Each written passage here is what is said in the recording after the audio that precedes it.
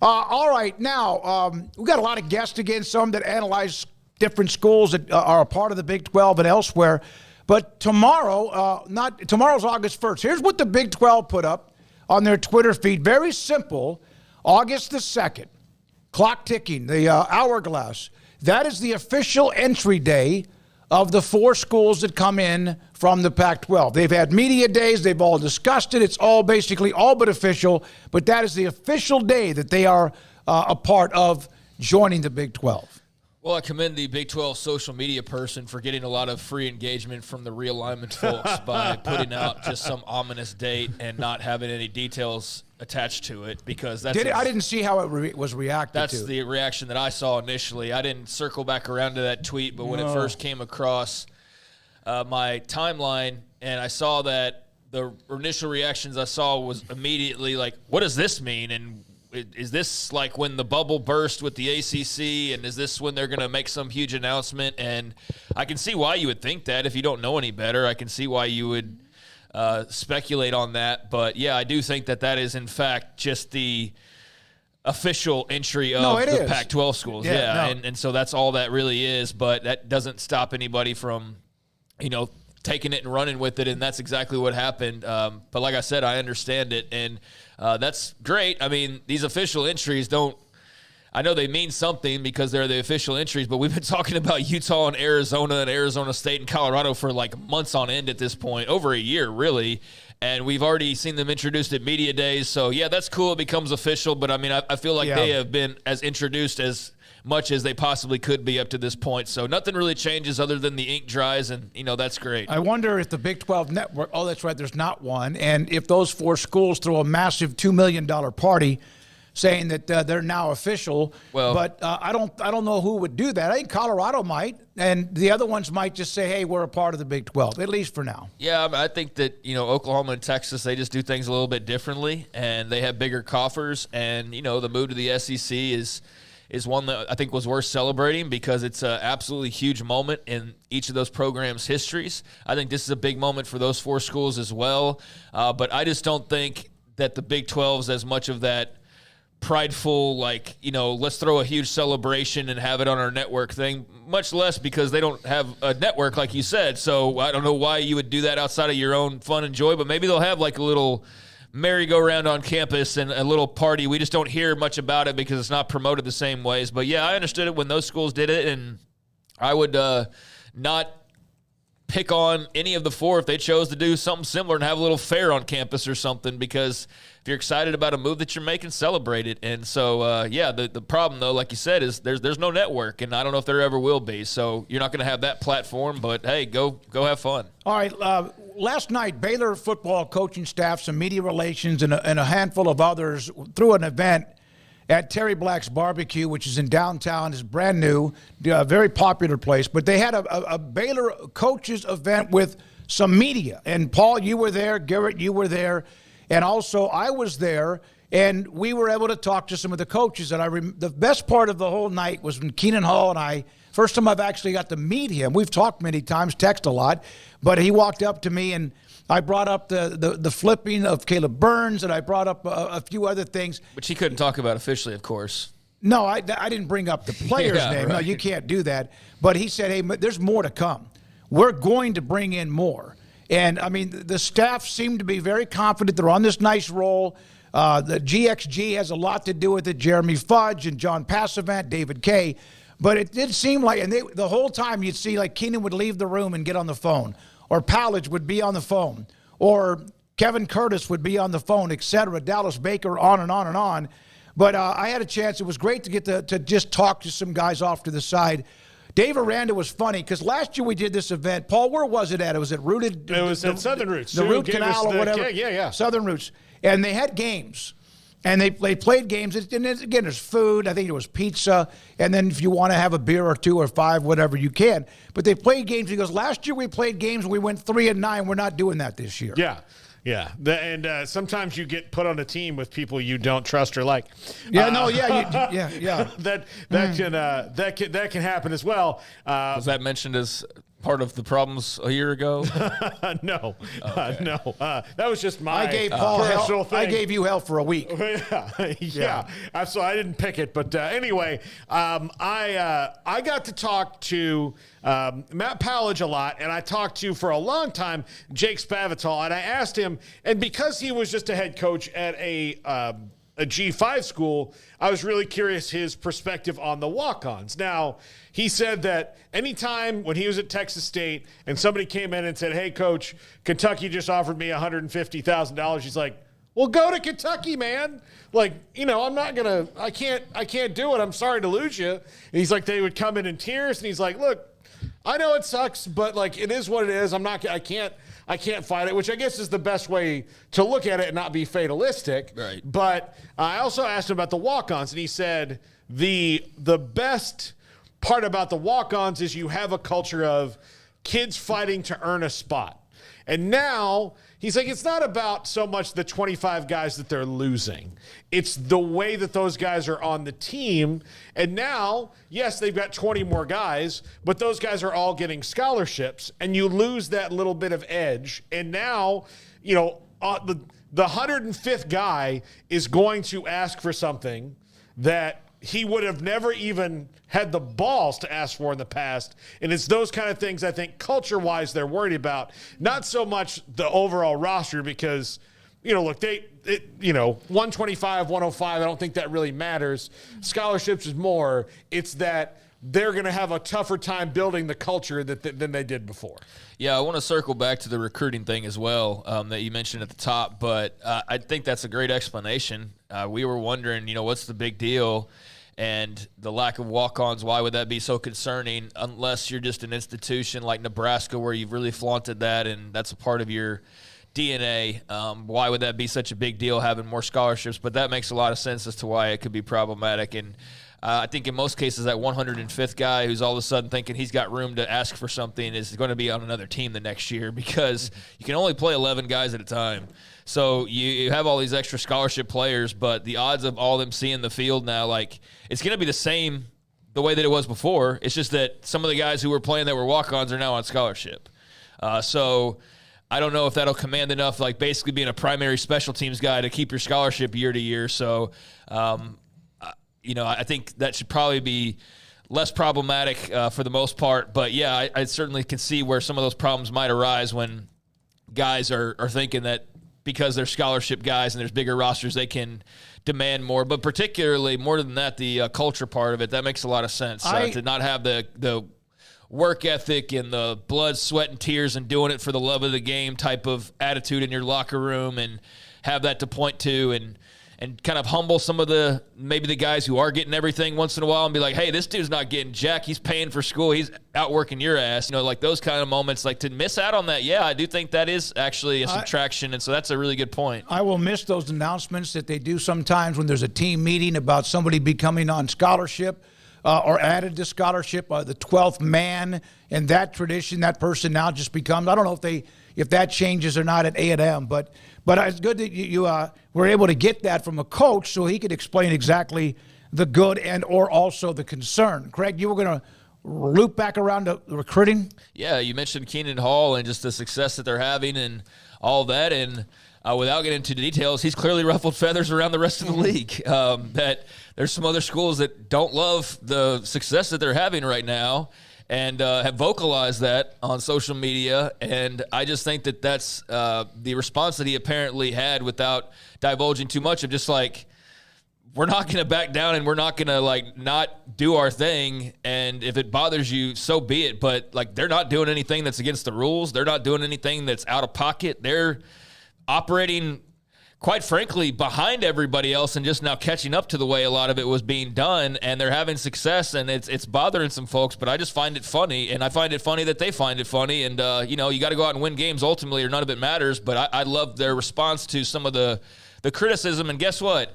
Would you rather have criticism for landing multiple 4-stars, over a month's period, or would you rather be the team who's getting criticized for being inactive and not having great NIL and not landing guys and not recruiting well? So, I see, well, you're just paying players.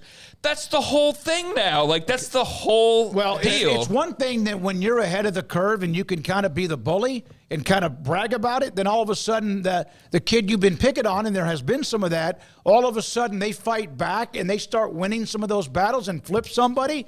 Yeah, I was told last night we are no longer going to be bullied for how we recruit. No, that was basically the quote. I think that's great. That's how they need to approach it.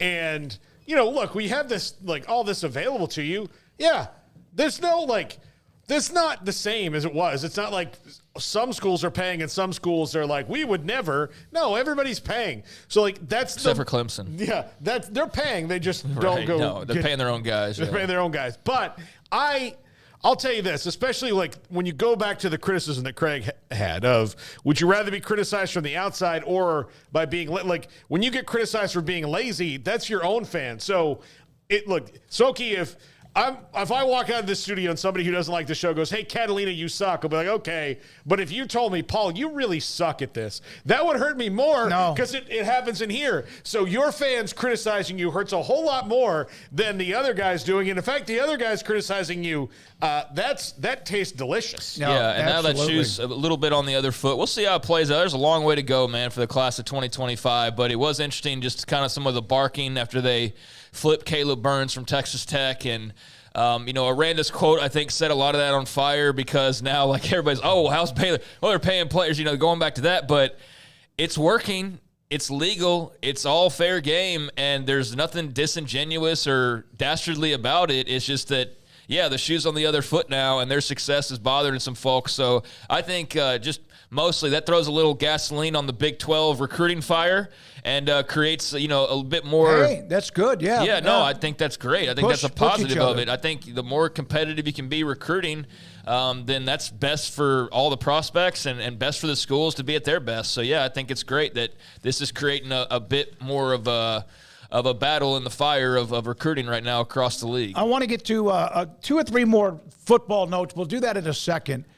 Today, our first guest off the top is going to be Colt Barber, at 3:35 or 3:40. He writes columns and articles on SicEm365.com. He's one of the partners with Ashley and Brian. He's coming on with us. And by the way, pretty good news on 365 Sports hats that we will have available and also up in the store. We talked about that a couple of months ago. But Garrett has something so cool. He's at that media event.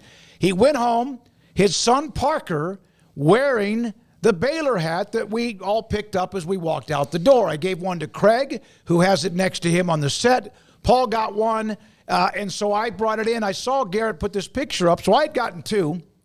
One for me, but I don't wear a lot of hats unless I'm playing golf, and also got one for Craig. Tell us how Parker's reaction to that hat. Man, he was so excited. So I came in the door, and as soon as I walk in, he just snags it from me. And he's like, this is mine, this is mine. And he usually doesn't do that. And we go out to play ball. We usually go out every night to play ball. He immediately grabbed his toys, grabs his hat, throws it on. He gets up this morning, and we go to take my daughter to work. He immediately grabs his hat, and he's all excited. And last night, because I've been wanting to do this for a couple of years, so I asked Coach Aranda and I asked Brent Ingram, the head of the SID for football, about bringing Parker out to meet the team and stuff, and they were all for it. They said they're happy to do it, bring him out. So I'm excited for that. I got to tell him about that because every time we drive by the stadium, he's like, football. So he's pumped for this upcoming season to go out and meet the team. Well, that's cool. Craig, you have yours on the set. There, you can see it. To his left, he's wearing a Rangers hat, but also the cool Baylor hat with the Nike slogan or Nike insignia, logo on the side. So good for Parker. That's awesome. He's going to be able to also meet the team. Yeah, no, that's a very cool gesture. I know they have folks out there quite a bit for various reasons, visiting, parents of recruits or, just people who are connected to the program or, whatever the case may be. They're pretty good about that, so I'm glad that they're accommodating you and your son, and you'll be able to go out there and enjoy a practice, hopefully get a Saturday or something. That's what I told them to do. Let's do a Saturday and run it. They like that. That makes sense. So this is great news for Houston, and for the first time, I believe, ever in program history, because Sean Henderson from Legacy High School down near Houston, remember, Michael Bishop coaches this team. He was named a 5-star, and according to this note, for the first time that Houston has signed, or at least has a commitment for a composite 5-star player, We asked Michael Bishop about him when he joined us about a week ago. So there's a hell of a nice note for Houston and Willie Fritz and their recruiting cycle. Yeah, first 5-star since Ed Oliver. I guess the composite gets into the weeds of like, was he a 5-star across the board and that whole kind of thing across every website. But, yeah, Ed Oliver was a 5-star, and this, I guess, is just, the composite's a new thing. He's officially a composite in first 5-star. Okay, that I heard you wrong. First 5-star since Ed Oliver and officially a composite. I thought this was their first composite 5-star, so I misunderstood. No. But, yeah, he's a great player. You're right. When Michael Bishop was on a couple of weeks ago, I asked Michael about him and got a pretty lengthy response from what I recall of him talking quite a bit and quite positively about Deshaun Henderson. So, yeah, he's a great player. I think Houston's got a real gem, but also a lot of work on their hands to make sure that they retain that gem throughout the next few months and longer because he's still a young guy. He's, 2025, right? So got a ways to go there.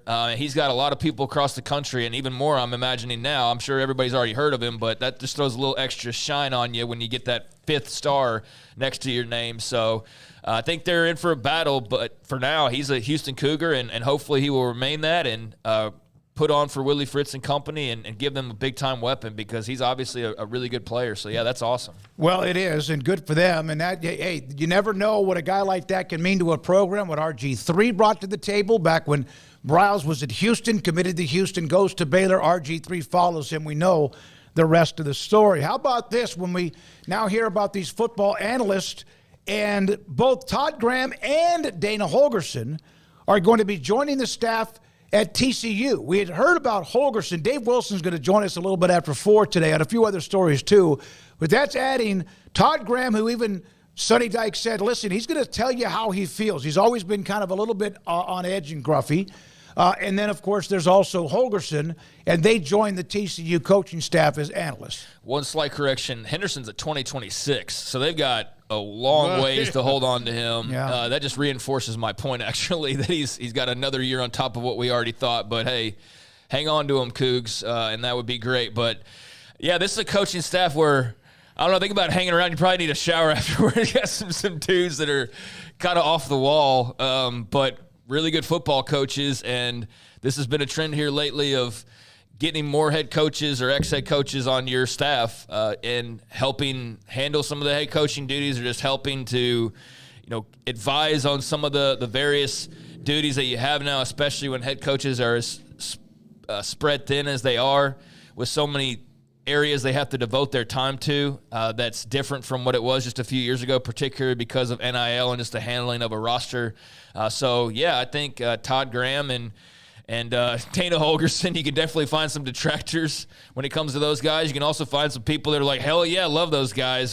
So I think those are really interesting additions. I think net positive, and I don't know how much of a difference they ultimately make for TCU in terms of winning games, but I think you got two guys who obviously know a lot about the game that are now going to be able to help you prepare each week and do a lot of the work that, Sonny Dykes doesn't have time to do or your coordinators don't have time to do. So, yeah, I think much like Gary Patterson at Baylor or any other number of examples out there, this is more commonplace, and those are a couple big hires by Sonny Dykes. Yeah, Sonny Dykes is a very pleasant guy. I mean, he really is. You get my shower comment, though? I do, yeah. And look, I know Kendall Briles and I know Kaz Kazadi. I would not call them – here's what I think is funny because – again, Sonny Dykes is really friendly, really friendly dude. And I'm not saying none of these guys aren't friendly when you meet them. We've liked talking to Dana Holgorsen, but they've got some guys that are gruff. Like Kendall Briles, I wouldn't call bubbly or friendly at all. He's a nice guy. He was for the longest time. Yeah, but and look, Kaz Kazadi is great to talk to, but again, I would not call him. That's going to be an interesting vibe in that club. And I'm not saying it's bad, but you're there with some guys who are. Well, what is Patterson? Yeah, I mean, the little yeah. So yeah, that's a group right there. That's man. One of the guys I got to spend a little bit of time with last night, Jared Anderson, who was on Patterson's staff at TCU for the longest time. He's a kid that went to Craig's alma mater at Lee, and we had a great time looking back and reflecting back on a lot of things when he was in school. And Spavital said to me, he knows every high school coach in Texas knows Jared Anderson, who's the tight ends coach. I brought that up only because Patterson and Jared Hall's on the staff just a note about last night's event as well. Was Gary there last night? No.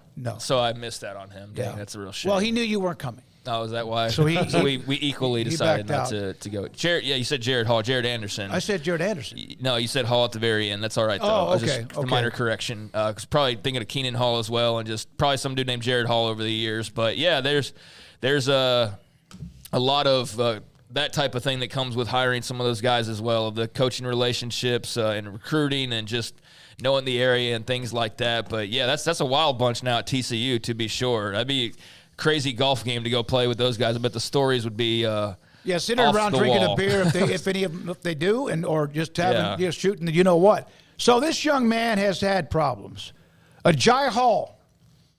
He was at Alabama. He was at Texas. He was not on anyone's roster a year ago, and has been arrested or was arrested for 40 pounds of pot in his luggage at an Orlando airport.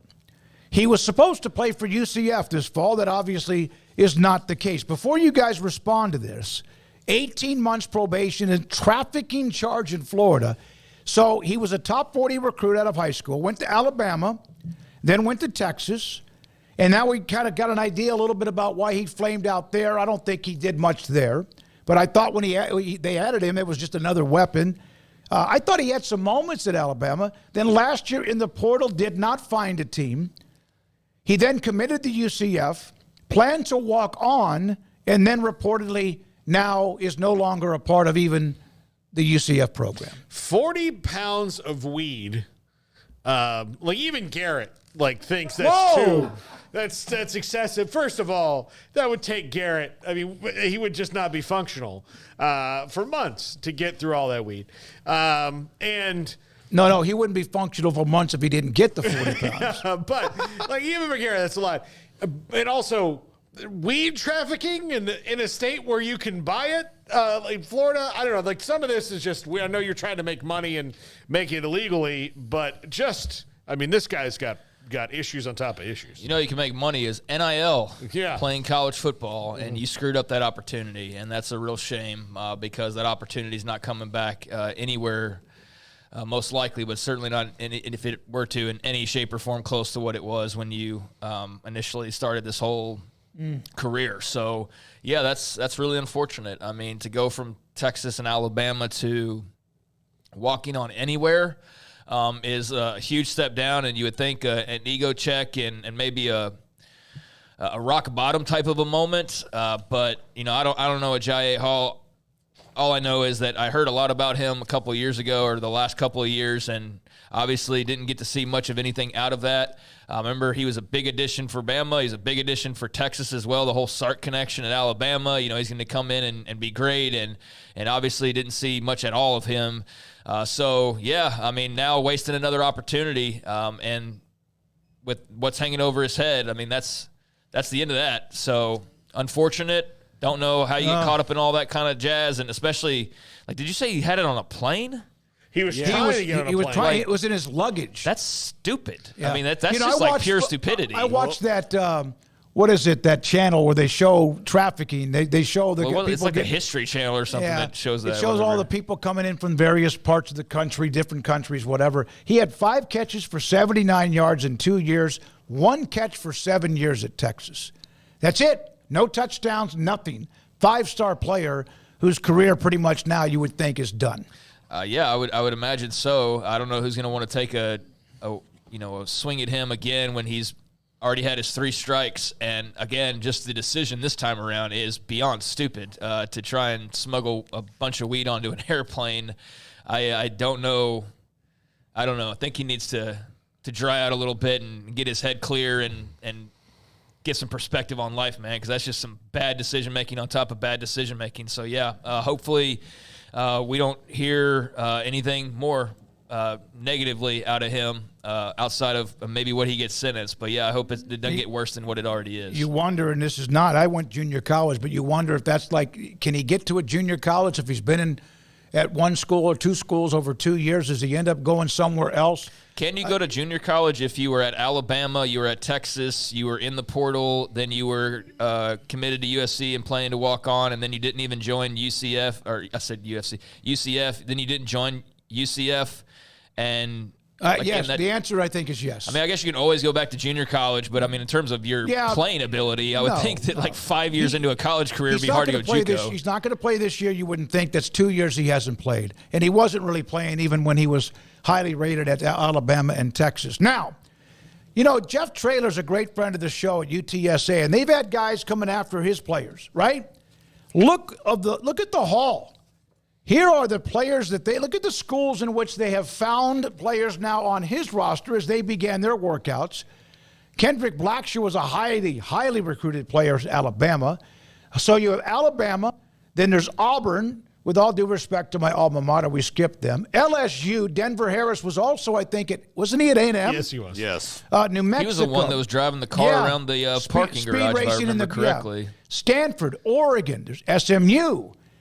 There's New Mexico, like 3 players. Rutgers, Houston, Oregon, TCU, Tech, and UCF. Frankie Arthur was a heck of a player. Bryson Donnell was a highly ranked 4-star running back out of Lee. Legacy, I guess, in Tyler. There's some DJ Allen's a great player, I think, from Gladewater High School. That's the list of what's been added to his roster. He knows talent. Demetrius Davis, of course, there's that story with him. That's a pretty good list. We'll see how many of those guys actually contribute and are players for his program.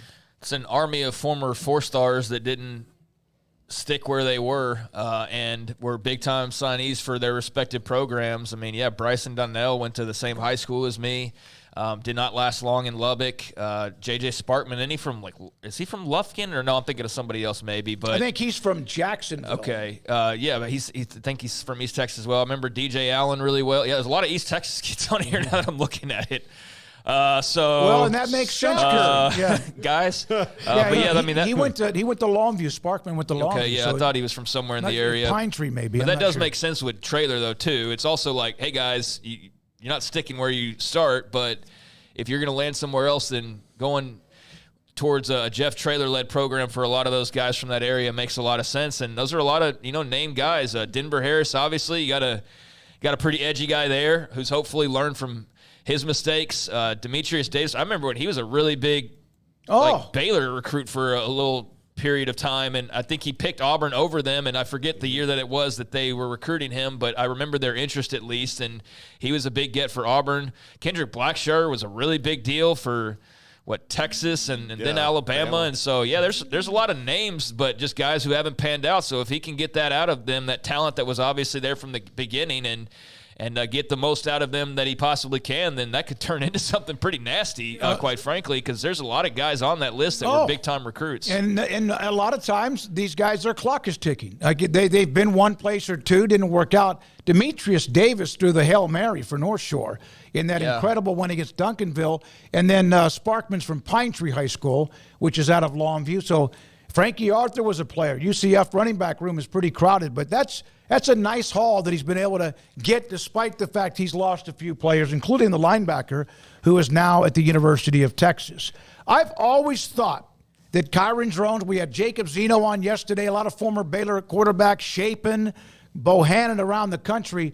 Kyron Drones, Paul, has always been a stand-up individual. I love the family. His dad's a coach at Shadow Creek. And I like the kid. I think he's just really, really cool. I think he's a very nice kid, and lost by 22 points in a noon game there. So maybe it wasn't as hyped as a night game. But again, maybe you shouldn't say a place is overhyped that trashed you last year. So just saying, maybe leave it out. Now he plays in a place, I will say, that no matter what's going on, Blacksburg is hyped. Yeah, this is a great place. It is a great place. So it's not like he is saying this place is overhyped and he plays for a place that, like Stanford, that is quiet, like a library. Yes, library quiet. So I respect his opinion. And there are people who are Kyron Drones, and then there are people who are right.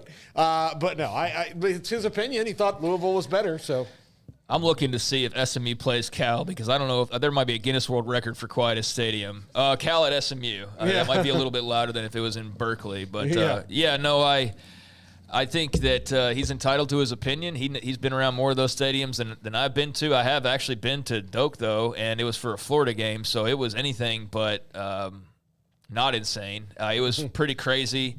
Remember people in Rick's Happens T-shirts because of Chris Ricks being there at the time and having an affinity for people, coming up with making enough mistakes or I guess just errors to have people create T-shirts that say Rick's Happens on it. So that was during that time period, and that was a lot of fun. But, yeah, I can't speak to a week-in, week-out basis. I hear good things about Blacksburg.